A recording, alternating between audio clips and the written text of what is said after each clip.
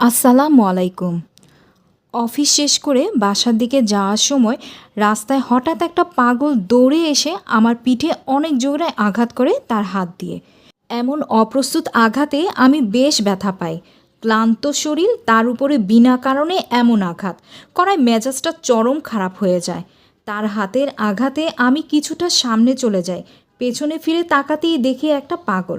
বড় বড় চুল দাড়ি আর পুরো চেহারাটা যেন ঢেকে গিয়েছে। সারা শরীর ধুলোবালি আর ময়লা। পরনে একটা ছেঁড়া শার্ট আর একটা পায়জামার মতো প্যান্ট পরা। শারীরিক গঠন অনুযায়ী মনে হয় বয়স বেশ কম ২৩ কিংবা ২৫ হবে। পাগল দেখায় কিছুটা ঘাবড়ে যাই আমি।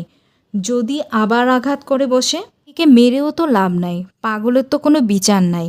তাই আমি একটু দ্রুত হেঁটে জায়গা প্রস্থান করতে গেলে পাগলটা দৌড়ে এসে দাঁড়ায় আমার সামনে।